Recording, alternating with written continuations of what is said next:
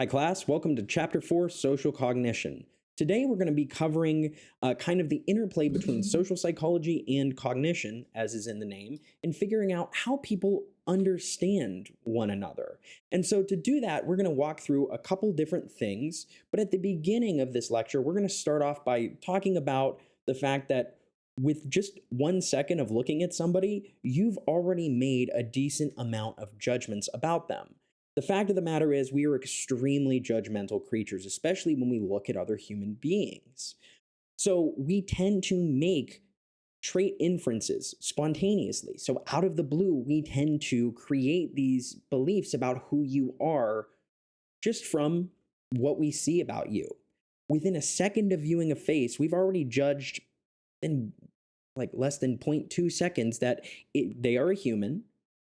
We've already, within 0.2 seconds, figured out their race and their gender. And within a second, we have made some guesses into our beliefs on if they are a high social status person or a low social status person. So it's pretty incredible how quickly we're able to do this. And part of this is due to our faces. And so turns out that your facial structure, the way that your bones are kind of, presenting your face to people affects how you are seen and the traits people see about you. And these two judgments that we can kind of overlap on are trustworthiness and dominance. So your face gives us a lot of information about you. So, right, when I see you, I am looking at you and trying to make some determinations. Are you a person I can trust? Is this somebody who's going to hurt me, who's going to be mean to me? And then secondly, is this a person who, even if I can trust them, could possibly hurt me? Could they dominate me in the sense of like overpowering me? And so recognizing that from our evolutionary history, it's been very useful to look at a person and be like, are you okay? Are you good? Or are you bad? And how we use these two sets of traits to more or less decide what a person chooses to do. Moving on from there, right, we can ask this question. Sure, we can look at somebody and make a judgment, but does that judgment actually mean anything? Turns out that yes, these judgments that we make, these snap spontaneous trait inferences, these snap judgments are actually pretty good predictors. It turns out that viewing a political candidate for 1 second enabled people to judge how competent they were. And this predicted which how the election was going to go about 70% of the time, seeming that looking more competent might help you in an election. Similarly, if you were to take a short video of me teaching, 10 seconds of that, and cut out the sound, you would actually be very likely to strongly correlate with my teaching ratings. So even 30 seconds of watching a teacher teach without sound and not all about the same thing gives people a good estimate on how good this teacher will be. And one I find fascinating is that people are able to tell just from watching how you sit in a chair your sexual orientation better than just a coin flip, which is, again, a fascinating thing. So recognizing that our minds, without us even paying attention to them, are constantly looking at our social world and figuring out social information about ourselves, about others. And this is important because we need to figure out why people do what they do. We need to infer the reasons that a person does something. And this starts with some logical processing that we've all learned in childhood. This idea of cause and effect, that we learn this idea of causal attribution, that one thing causes another. If it rains last night and my floor is wet, chances are it's because it rained and that caused my wet floor. Could it be because I left my sink running all night? Sure, but probably not. We use causal reasoning to help us make sense of our world. This just is useful. If you find out that mom and dad give you love if you are acting good, well, you know that, hey, they're giving me love because the cause is that I've been acting good. So if I was rude to you, for instance, if you sent me an email and I was very, unkind to you back, you are probably going to make a causal attribution. Why was I rude to you? Because you think I'm a jerk. Is that true? I don't think I'm a jerk, but it might be the case where I was sick, or maybe I didn't think when I sent the email, or maybe I was in an upset mood for some other reason.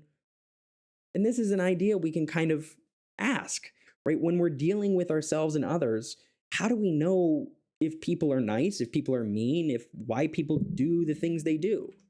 If you park like this, right? If you park in two separate spots, what do you think about this person? What kind of spontaneous traits do you make? Probably that they're a jerk. Why do we even need to explain other people's behavior? Well, because, right, if we can attribute, right, attribution theory here, if we can attribute the reasons that you do something, why did they help me out? Because they're a nice person. That is going to help me to make sense of my world and know what to do in the future. And this all relies on our attributions, our causal explanations, what we attribute the causes of these behaviors are, and why people do the things they do. So I want to briefly show a short video from the 1940s. This was an old psychological study, and what we did was we asked people to watch this short video and just tell us what happens in this video. So we'll go ahead and sit here for a minute and watch these triangles kind of act alongside the circle.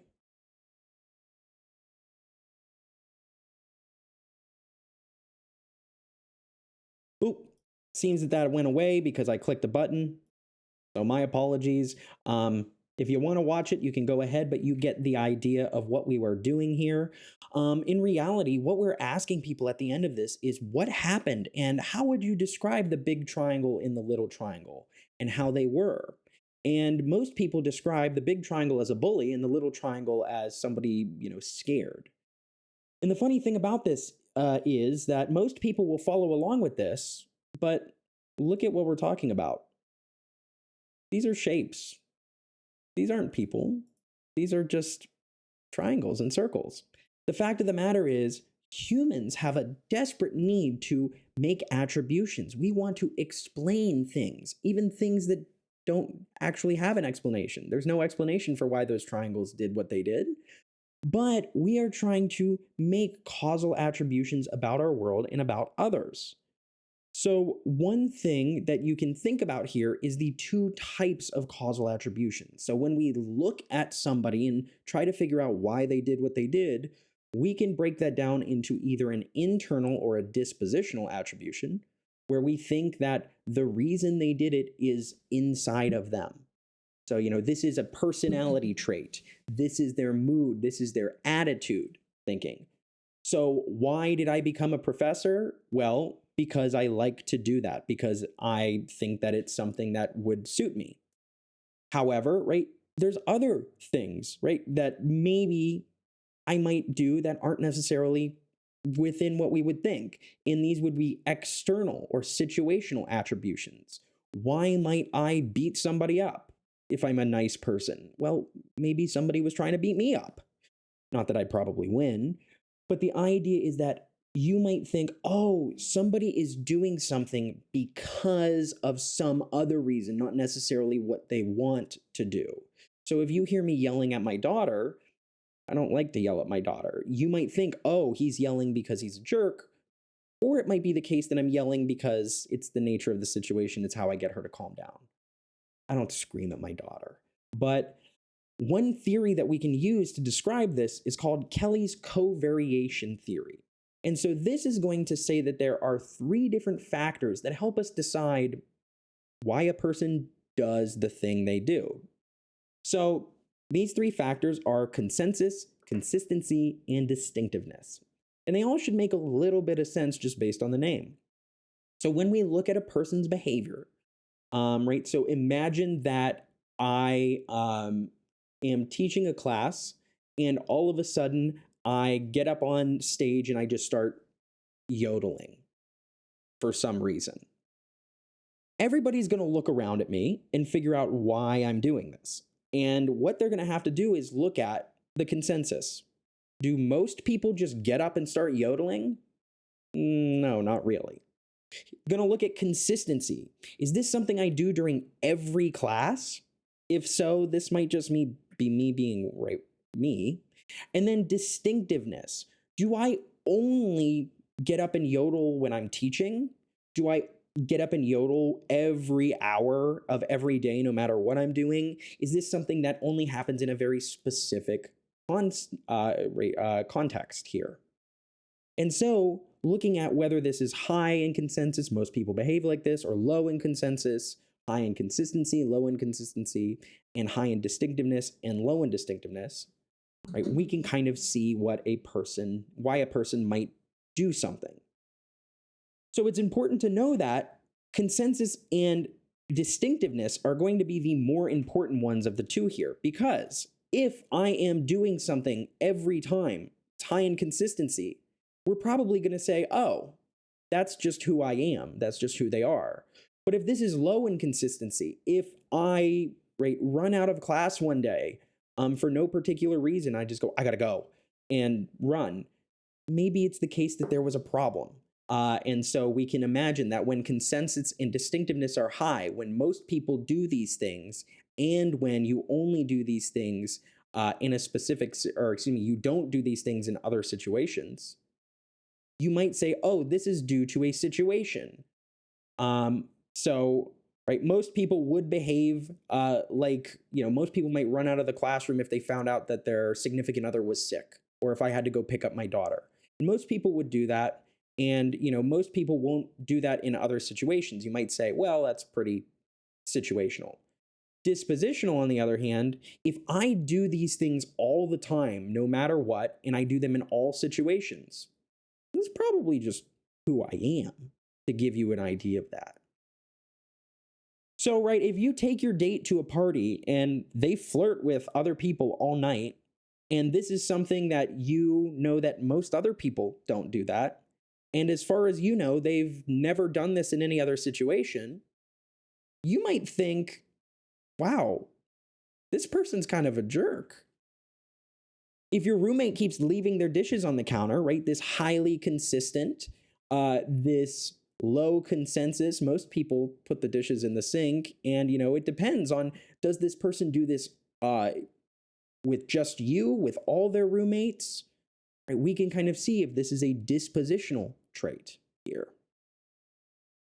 Similarly, if my daughter cries every time I leave the room, but not my wife after I say goodnight, we might say that my daughter is low in distinctiveness high in distinctiveness. She only does this for me, and maybe high in consensus. So maybe this is just a baby being a baby. This is part of the situation.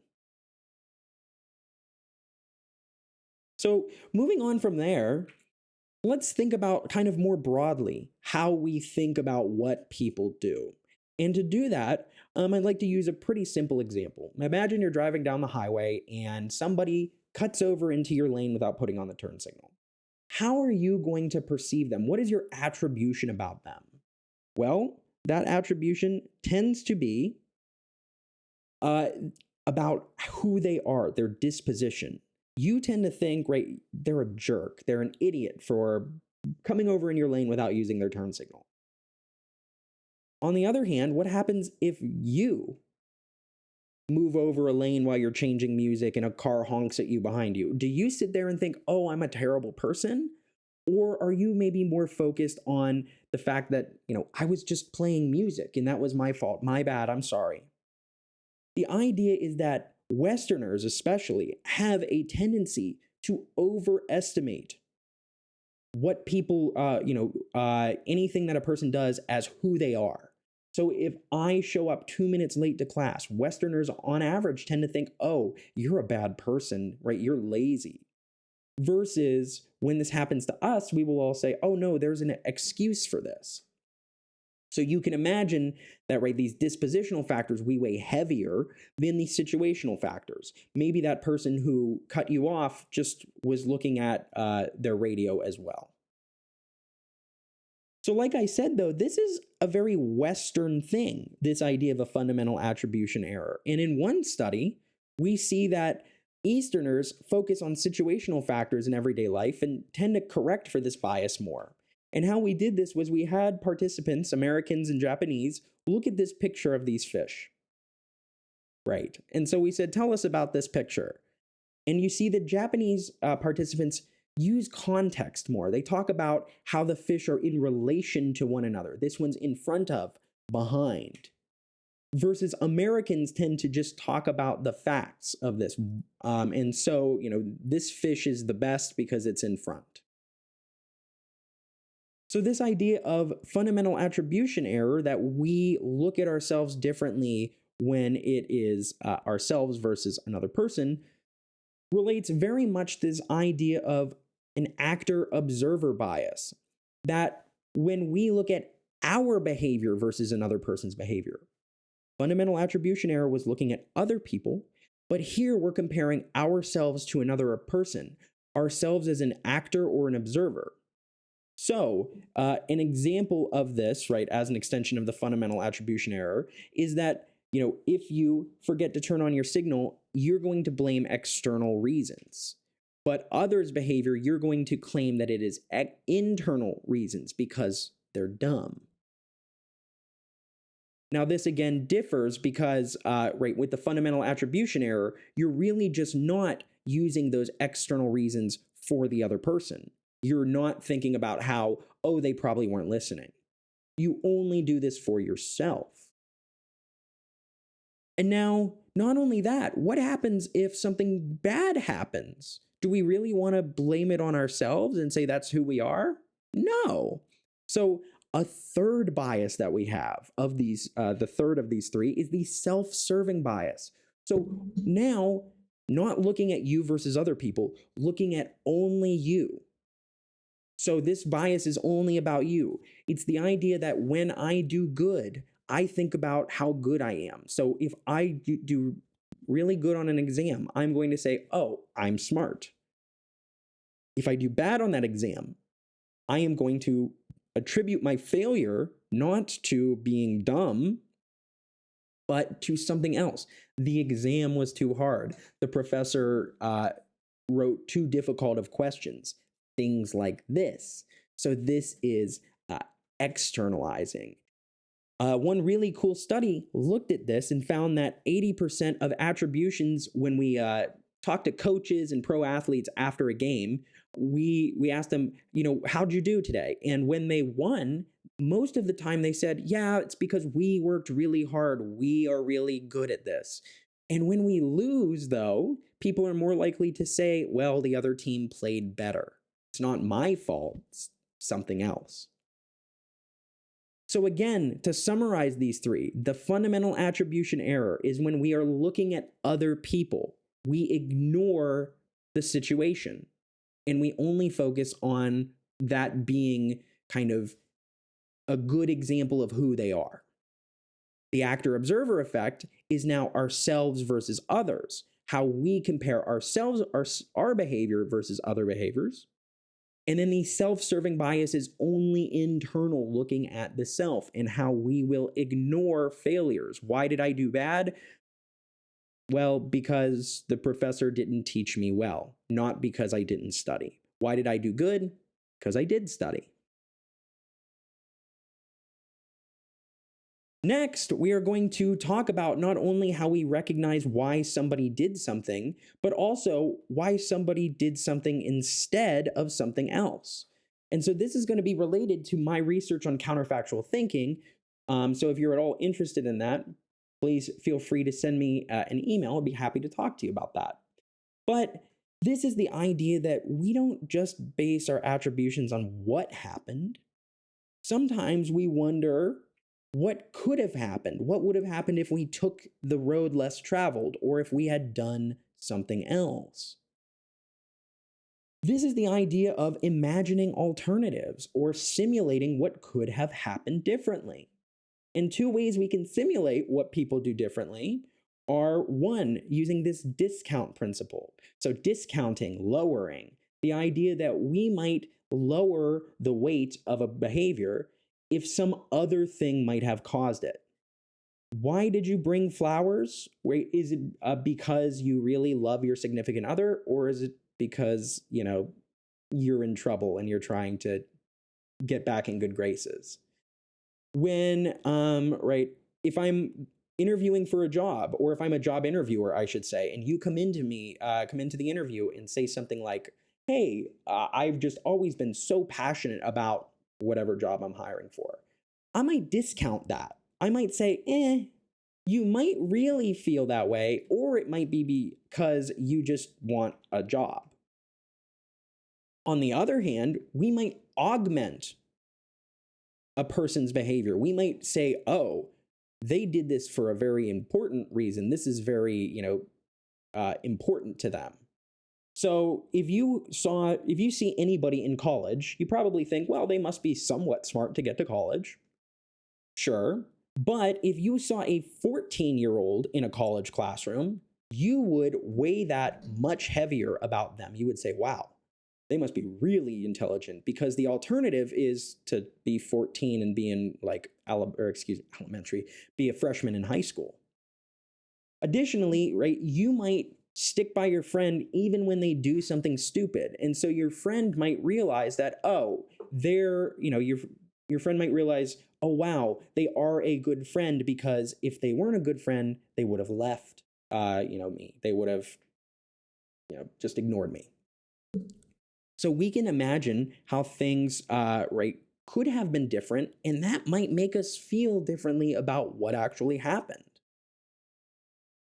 Beyond that, though, a really famous study that talks about this idea actually had everybody in the 1994 Olympic game, maybe it was 1992, I don't remember, they watched the podium ceremonies, the gold, silver, and bronze, delivering these medals. And what they found was that for each person, there was a different level of how happy they were just on their faces. And so, who is the most happy? Well, unsurprisingly, the person with the gold medal is the most happy. Because what are they thinking? They think, yay, I win.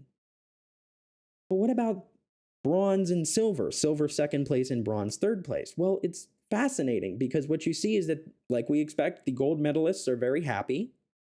The silver medalists are least happy. The second placers are less happy than the third placers. Why would that be? Well, what is each person imagining? Gold is imagining, boy, I win, I'm happy. Silver is imagining, if I was a little bit better, I could be in first place. Bronze, what are they imagining? If I was a little bit slower, I wouldn't be on the podium. And so this is the idea of using counterfactual thinking, counterfactual reasoning, counter to the facts, imagining how things could have happened differently, should have happened differently, would have happened differently. And we can imagine how things could have been better or worse. And this is in a very similar vein to when we talk about social comparison, upward social comparison, looking upwards at better people, versus downward social comparison, looking at worse people. Upward counterfactuals, looking at how things could have been better. Downward counterfactuals, how things could have been worse. So you can imagine, right, if you got into a minor car accident, if only I hadn't turned at that time, they wouldn't have hit me. That would be an upward counterfactual. But the passenger in your car might think of a downward counterfactual, how things could have been differently than you thought, and they might say, hey, at least nobody got hurt badly, right? Something of this nature. So to give an example of this from my research, we asked people in one condition, today on your way to class, you decide to take the scenic route like you typically do rather than the direct route. And when you're driving to class, a car enters your lane and clips your mirror. We might ask people, what could you have done to avoid this outcome? And people are like, well, I don't really know what I could have done because I typically take this scenic route to work. I guess I could have taken the direct route. Compare that to this. Today you're on your way to class, you decide to take the scenic route rather than the typical direct route. And then the same thing happens. Another car comes into your lane and clips your mirror. What could you have done to avoid this outcome? Well, it turns out when you ask people this and you give them a slider scale, you get different answers based on whether you heard vignette 1 in red or vignette 2 in blue. if you heard vignette 2 about how things could have been different, you were more likely to do something different in the future. You were more likely to change your behavior. Why does this happen? Well, because we're imagining the difference between what did happen and what could have happened. And that makes us feel bad, typically. Could make us feel good. So in one study, we brought participants in and we said, pretend that you're on a jury. In this jury, we've already found guilty the airline. The story was that there was a plane crash and there was one survivor of this plane crash. And the plane crash survivor hiked to safety and he died before he reached town. Now, all we did was we changed how far away he died. So we've basically set it up to say to the participants, hey, we found that this airline company is guilty of negligence. You have to determine how much money the family of the victim should get. The family of the victim knows that their victim, their family member, died 75 miles away from town, so in the middle of the wilderness, or a quarter mile away from town. That's the only difference we changed. And what we asked people was, how much money will you give the family of this person who passed away hiking almost to town? And it turns out that being this close, right, being 0.25 miles away, makes people give the family more money for their suffering because it feels like it hurts more due to this emotional amplification. We also see this in near misses, right? So a classic example, if you've ever heard of, right, this running trope that, they die one day before retirement, right? The cop gets shot or whatever. A classic example from some basic research on this, we've got two people, Mr. Crane and Mr. Trees. They both have a flight at 2 p.m. Nobody's going to die in this example, though.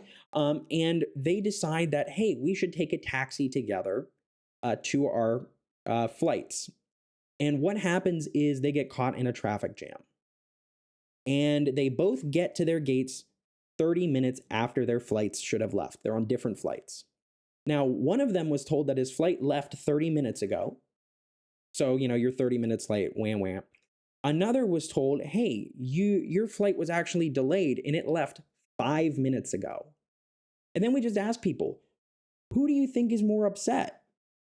And most people will say the second guy, Mr. Trees, right? This guy who just missed it.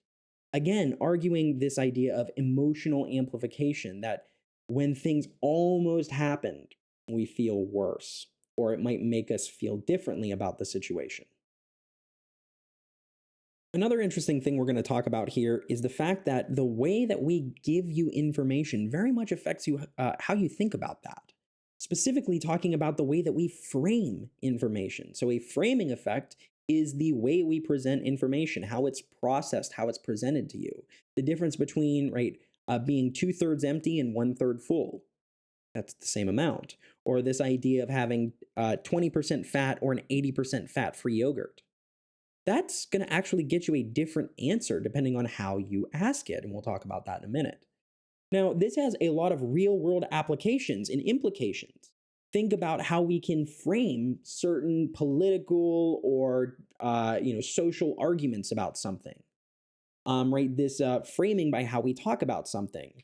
One study has found that if you ask people questions about how we spend too little, we don't spend enough money on welfare. If you ask people that, you see in the red line at the bottom, people argue that, no, we spend plenty on welfare, we don't need to add any more. If you change the phrasing to, we spend too little on assistance to the poor, that's welfare. But you see that almost 50-60% of people on average are going to say, yeah, we need to spend more money on the poor, but we don't need to spend more money on welfare. The fact of the matter is, you can give different answers to the same problem depending on how it's framed, depending on if it's a positive or a negative framing. Is this something about how we can get a reward or how we might get punished? And so to give you an example of this, a very famous classic example that came out in the 80s. Again, this may sound a little like COVID, but I promise it's not. And imagine that the US is preparing for the outbreak of an unusual disease that is expected to kill only 6,000 people. And so 2 programs have been designed to combat the disease. And so assume that we know that this is the way things are going to go. I know we can't, but you have 2 choices as the, president or, the person in charge. Are you going to choose option A, where you can guarantee that 2,000 people will be saved from this illness? Or do you risk it?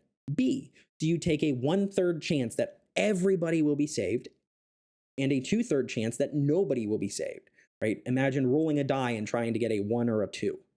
But if you get a 3, 4, 5, or 6, they all die. Okay, make your choice. How about this? It's the exact same setup, but different answers. So we've got, would you prefer C, 4,000 people die, or D, a 1/3 chance that nobody dies and 2/3 chance that 6,000 will die? So let's see what you chose. Well, when it comes to the first portion, the 2,000 people being saved and a 1/3 chance that everyone will be saved, about 3/4 of people will choose program A.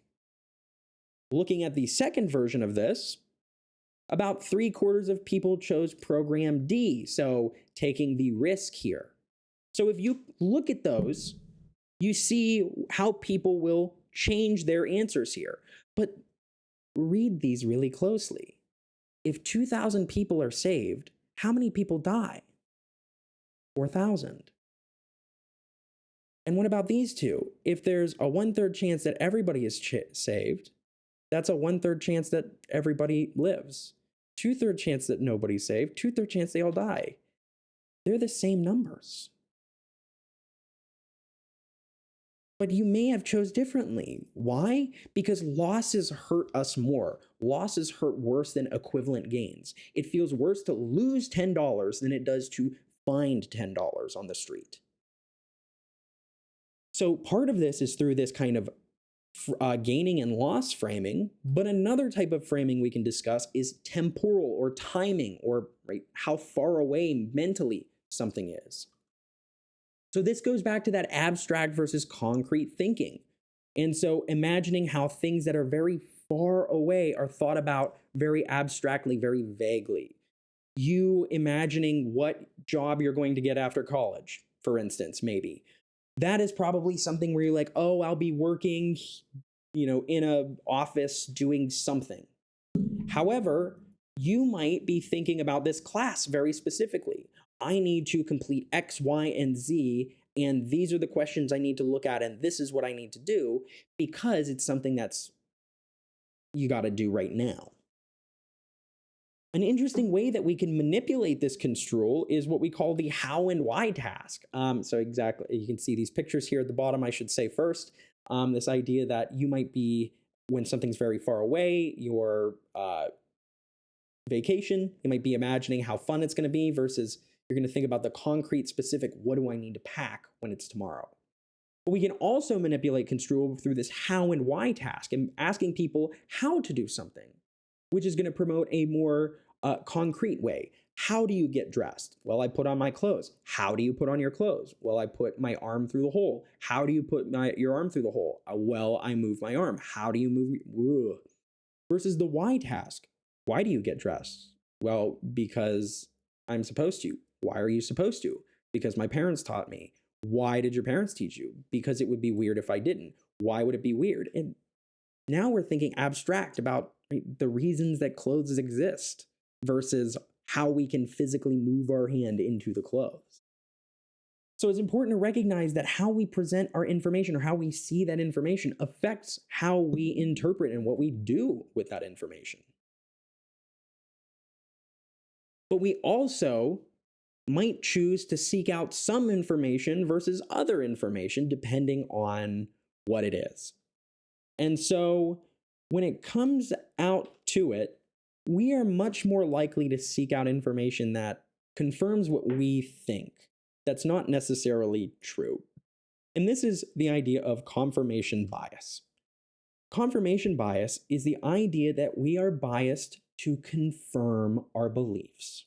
We are going to look for evidence that supports what we think we should do or what we believe.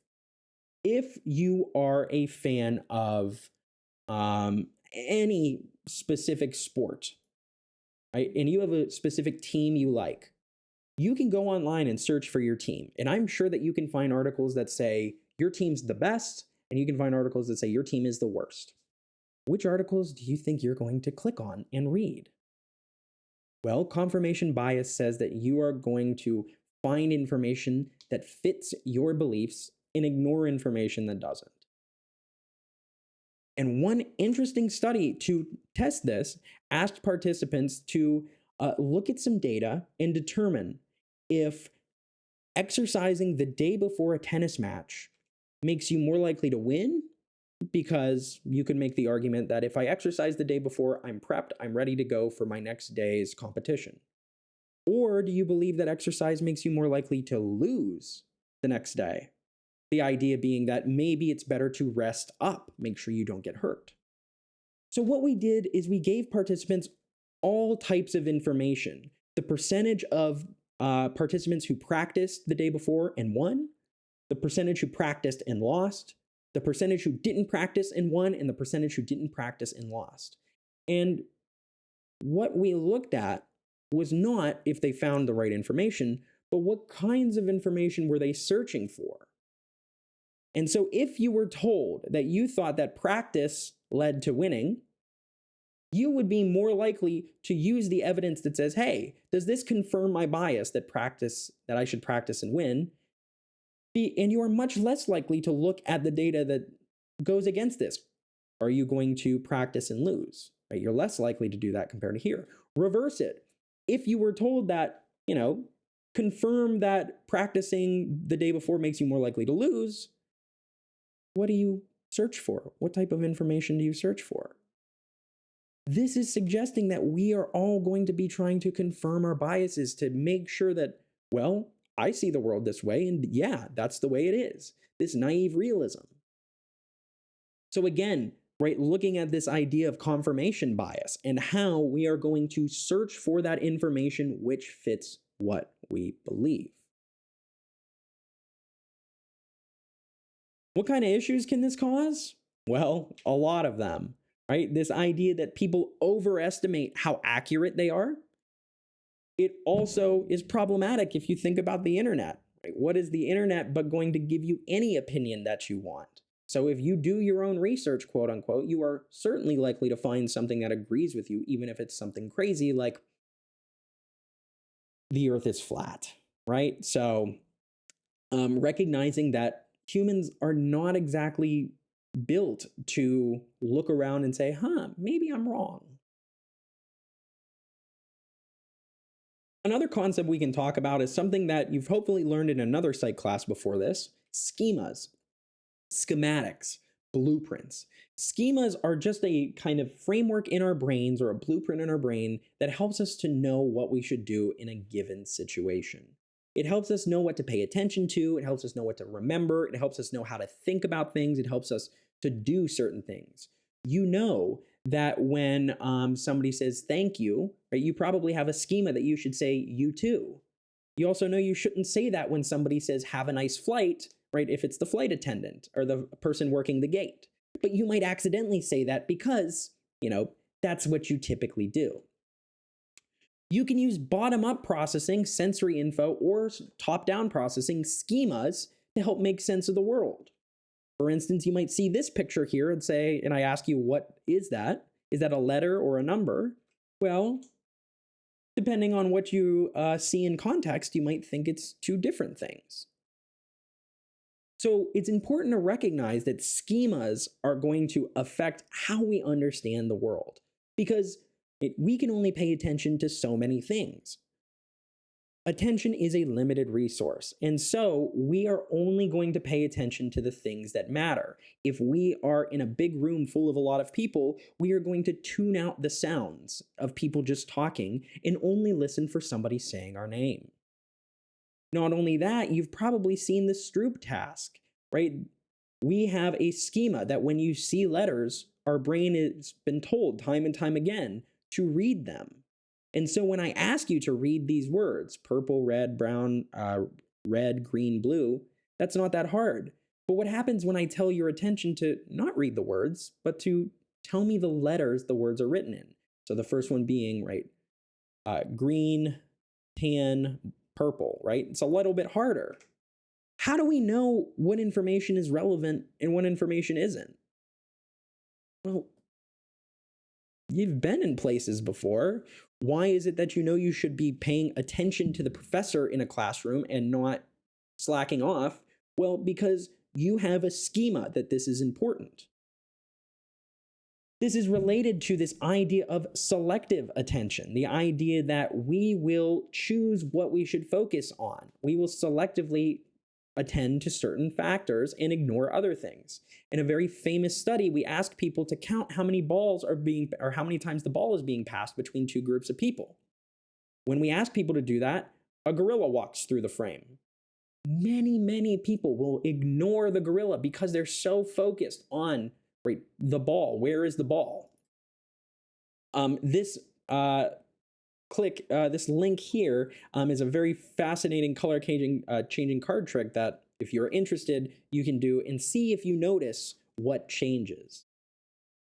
But moving on from there, there's another couple examples here, which I am clearly not going to do. Thank you, YouTube. But we also have to recognize that schemas don't just affect what we notice, but they affect what we choose to pay attention to.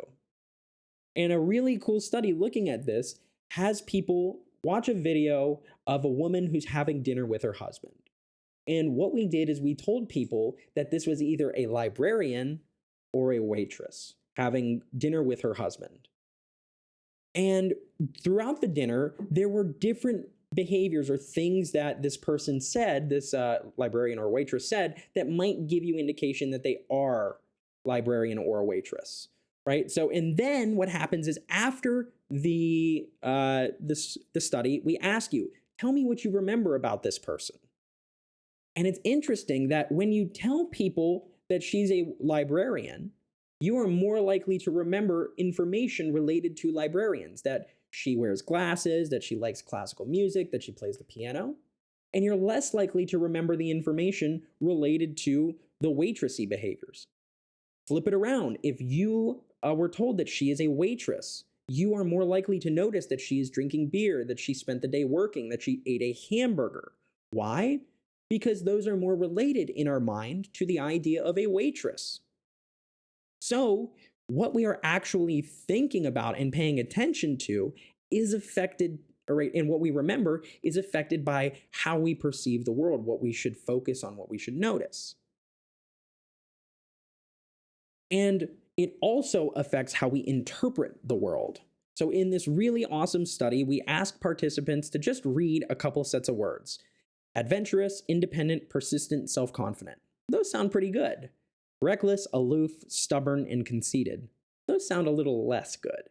So you get either set A or set B, the kind of happy set or the less happy set. And then we ask you to just read about a guy, Donald.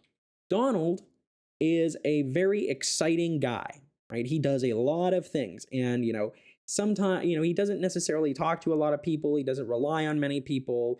Once he decides to do something, it's as good as done. And we ask people, how would you define and describe Donald? Do you think, what would you use to describe Donald? And well, how you've been primed, this information has been kind of brought into your mind ahead of time, gives you an indication for how you think Donald is. You are more likely to remember have a negative impression of Donald. You think Donald's kind of a jerk. If you learned that he was reckless, aloof, stubborn, and conceited, you have a positive impression of Donald if you learn that he's adventurous, independent, persistent, and self-confident. But notice, what's the difference between being adventurous and reckless, being aloof or independent, stubborn or persistent, self-confident or conceited? These are all the same things. They're just a positive word or a negative word. So think about how your perceptions of how you think somebody is going to be might be affected by this. If your friends tell you that somebody's a jerk, you maybe are more likely to think that they are a jerk, right? And so that's going to affect how we interpret what somebody does. Finally, the last topic, we're going to kind of quickly go over the fact that, as we've mentioned, the world's too big to understand it all. Our goal here is to make sense of the world as fast and as close to perfectly as possible. So when you think about how we understand the world, an important thing to note is that we have two different minds here. We have two systems of thinking. You might hear these called the system 1 or the system 2. I tend to call them the automatic and controlled system. And so this is the idea that we can follow a very specific set of rules, like just like baking a cake, right? Following the instructions for how to do that. In which case, you're looking at a lot of detail, you're doing things step by step. Or sometimes you just do things without really having to worry about it. Quickly, impulsively. What cereal do you want to eat for breakfast today? Well, you probably don't sit down and look at every single possible option and compare it by calories. You probably say, I want Cinnamon Toast Crunch today, right? So you were able to make decisions in these two different ways. However, making decisions in the controlled process takes forever. You wouldn't be able to decide on anything if you only worked on controlled processing. So we use heuristics, these automatic processes, these automatic judgments to save us time. And the idea is that when we see something, there's going to be a behavior for it, right? So I see cake being put out at a party, and I can choose to eat it or not. One thing I can do is I can look at the cake and mentally think, I want cake, but consciously I know I shouldn't do that. That's not good for my, that's not good for what I want to do. On the other hand, I might use my automatic system where all I do is just say, oh, cake, I'm going to eat it. And a good example of the difference between these two is the Stroop task. The automatic way of using your brain here is just reading the words. That's something easy. That doesn't take much mental energy. But if you want to take the mental energy to read the font color it's in, right? So the third line down, this green, right? It's green, though it's written as the word blue. That's going to take control. It's going to take some mental energy to not say blue and to say green instead. So, right, this idea of an algorithm, this idea of following that controlled logical step. So imagine that you lose your keys in your house. If you were going to follow an algorithm, you might start in the center of your house and make big kind of looping circles on every square inch of carpet, check every closet, check every place it could possibly be. Maybe you start in one corner of your house and work your way down. You're going to find your key, yeah, but is that the best way to go find your key? Probably not. How are you actually going to go try to find your key? You're going to use the simple strategy called a heuristic. You're going to just retrace your steps. You're going to walk right back to where you were, and hopefully it's going to be in the door.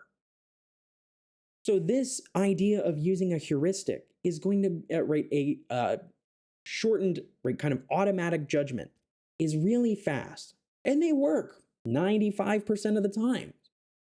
But sometimes they don't work, and that's something we got to kind of be aware of. So one of these heuristics that we do, one of these kind of shortcuts we take, is the anchoring and adjustment heuristic. And so just like an anchor on a boat, you can set a reference point or set an anchor point. You drop an anchor on a boat, the boat's going to basically stay there, right? So you've set a stop point here, but just like on a boat, your boat's going to move. It's going to kind of go one way or another. It's not going to stay directly on top of the anchor. So the idea is we can do this same logical thing to you, especially with numbers, right? So what happens if you want to buy a house or a car and you don't know how much you're supposed to pay? Well, you're going to look at the first price you see and you're going to anchor to it. So I go out to buy a new car and the sticker price says $35,000, say. So that is my anchor. All of a sudden I go, oh, cars cost like $35,000. And then I might adjust from there. Oh, maybe nicer cars cost more. Maybe less nice cars cost less. What happens if I went to another cheaper car lot and their car sticker said 20,000 instead of 35? My anchor is going to now be $20,000. And so maybe I'm going to think I'm getting a lot worse deal if I pay for a car for $30,000. What? That's $10,000 over what I thought. Versus if my anchor was $35,000. Wow, that's less than I thought. Turns out these numbers don't actually need to be related to anything. If you ask people to tell you the last 2 digits of their social security number, a number between 0 and 99, and then you ask them, how much would you pay for some wine? Well, they've already anchored on this random number up here, and they will use that to adjust down to their value, especially on something they don't know. In class, I give out a small version of this assignment where some people get info that the Colorado River is 500 miles long. Other people get info that the Colorado River is 2,000 miles long. I anchor them differently. And then, because most people don't know how long the Mississippi River is, it's just a kind of guess here. So people are more likely to choose a lower number when they see that the Colorado River is 500 miles long. And they're more likely to choose a higher number when they see the Colorado River as being 2,000 miles long. So that is a good example of this anchoring and adjusting, how you are going to find an anchor number and then adjust to it. Another type of heuristic is what we call the availability heuristic. The fact of the matter is there is too much going on in the world for us to remember everything. So we pay attention to what is most available to our minds. If you just watched Shark Week on TV, and then I ask you, is going in the ocean dangerous? What comes to your mind? The sharks, right? If you think about plane crashes, we always see news about when a plane crashes. However, planes are more safe than driving your automobile. You're more safe in a plane than you are in a car. But why is it we don't think that way? Because we imagine this kind of event based on how available, how kind of likely it is to happen in our brain. A study looking at this asked people to think of times when they were either assertive or unassertive, kind of standing up for themselves or not. And what we did was participants only had to either recall 6 of times where they were one or the other, or they had to recall 12. And what happens is if you only have to recall 6 times, you are going to think, yeah, I can think of 6 times that I feel this way. That means that, I must be an assertive person or I must be an unassertive person. But if I ask you to recall 12 times where you were assertive or unassertive, it's a lot harder to recall that than 6 times. So it turns out that when you are asked to recall things, when you're asked to recall a bunch of things, if there's not a lot available, you're going to think of yourselves differently here. So again, this availability heuristic, how available is this information to your mind? The next one we talk about is representativeness heuristic. So representativeness, how much does this represent what we think it does? Do I represent a college professor to you? Maybe, maybe not. And this really comes down to the idea of stereotypes, right? These are just schemas, prototypical schemas. What is your schema of a doctor, right? Well, you might think that a doctor is a man. You might think that a doctor could be anybody, right? This person clearly has a different schema or a representative idea of this than others. One thing I always like to mention about this is that in courts, you are allowed to wear non-jail clothing, right? You don't have to wear this orange jumpsuit. Why? Because this is actually something that might affect you. If you are wearing an orange jumpsuit, maybe people think you're a stereotypical criminal.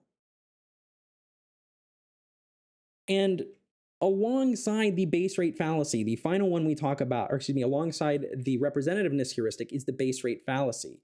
The idea that there's a certain rate that we think that something's going to happen.